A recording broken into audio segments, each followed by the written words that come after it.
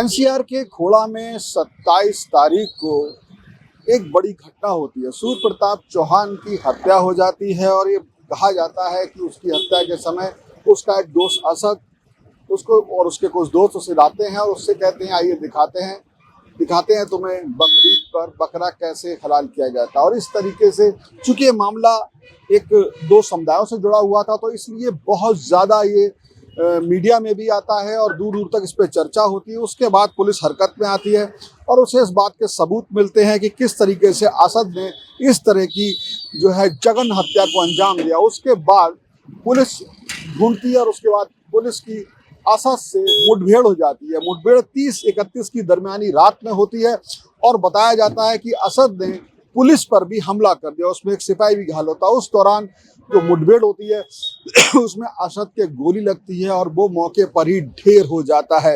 यहाँ से चूंकि अब उत्तर प्रदेश में योगी की सरकार है तो ये माना जाता है कि अपराधियों पर त्वरित कार्रवाई होगी, पकड़ा जाएगा। तो माना जाता है कि वो इसी कार्रवाई से डर गया, उसने पुलिस पर हमला कर दिया।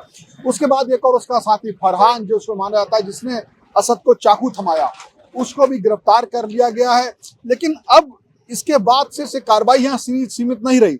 इसके बाद उत्तर प्रदेश पुलिस ने यहाँ पर ऑपरेशन क्लीन एक तरीके से स्टार्ट किया है और ऑपरेशन क्लीन अभी भी क्योंकि मामला बड़ा तनावपूर्ण हो गया तो पूरी तरीके से फोर्स यहाँ पर है ताकि जो घटना के बाद माहौल खराब हुआ था वो दोबारा सर ना उठाए। और इसलिए लगातार तमाम अधिकारी जो है यहाँ पर मौजूद हैं और ऑपरेशन क्लीन के तहत अब ये देखा जा रहा है कि किस तरीके से, चूंकि ये कॉलोनी में काफ़ी समय से लोग रिहाइश में थे और उन्होंने यहाँ पर लोग बिना एक तरीके से वेरिफिकेशन के कई लोगों ने घर बना दिया, कई तरीके से जो है अनियमित तरीकों से कब्जे हुए और इस तरीके से यहाँ पर एक तरीके से देखा जाए तो छोटा मोटा अपराध यहाँ पे फल फूलने लगा।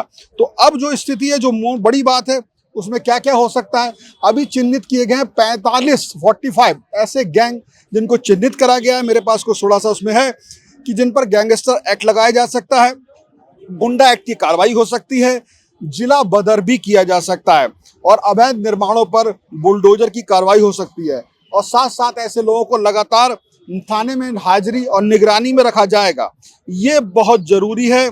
और इसमें खास चीजें क्या की जाएगी, किराएदारों का सत्यापन किया जाएगा, संदिग्ध व्यक्तियों की पहचान की जाएगी, हिस्ट्री शीटरों की निगरानी की जाएगी और साथ साथ अवैध निर्माणों की भी जांच होगी और ऐसे बिना मान्यता वाले जो संस्थान हैं उन पर भी कार्रवाई होगी।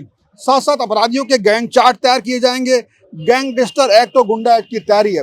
इस बीच यहाँ पर 2 ऐसे मदरसे ही मिले हैं जो अवैध रूप से थे। तो ये पूरी कार्रवाई आप देख पा रहे हैं, पुलिस बेहद सतर्क है और जिस तरीके से मानो ऑपरेशन क्लीन जो होता है, मेरा मानना है इस तरह का ऑपरेशन क्लीन, इस तरह की कॉलोनी जहां पर अचानक लोग आकर के बसते हैं और धीरे धीरे वहां पर अपराध जो है सर उठाने लगता है, उसी का परिणाम होता है जो उनके अंदर एक तरीके से कानून का इकबाल नहीं दिख रहा। अब पुलिस उस कानून के इकबाल को स्थापित करने के लिए पूरी तरीके से सतर्क है और ऑपरेशन क्लीन के तहत जो आप देख पा रहे हैं, जिन 45 गैंगस्टर की बात हो रही है उन पर भी कार्रवाई होना तय है। तो यह पूरी प्रक्रिया, चाहे वो गैंगस्टर पर कार्रवाई हो, चाहे अवैध निर्माण हो, चाहे बिना लाइसेंस के ऐसे संस्थान हो, चाहे किराएदारों की पहचान हो, तो निश्चित तौर पर कार्रवाई पूरी तरीके से अमल में लाई जाती है तो निश्चित तौर पर खोड़ा में अब दोबारा किसी भी ऐसे अपराधी का सर उठाना मुश्किल होगा। फिलहाल इस पुलिस की पूरी कार्रवाई को आप कैसे देखते हैं, ये जो आप देख रहे हैं और जो कुछ हुआ उसके पीछे क्या यही लोग थे? क्या आपको लगता था ये कार्रवाई बहुत पहले अगर हो गई होती है, संज्ञान में आई होती तो ऐसे अपराधी सर नहीं उठाते? आप कमेंट बॉक्स में बता सकते हैं। फिलहाल इस वीडियो में इतना ही। वीडियो जर्नलिस्ट अनिल कपूर के साथ Shiven Gaur, One India, Khoda. Download the One India app now.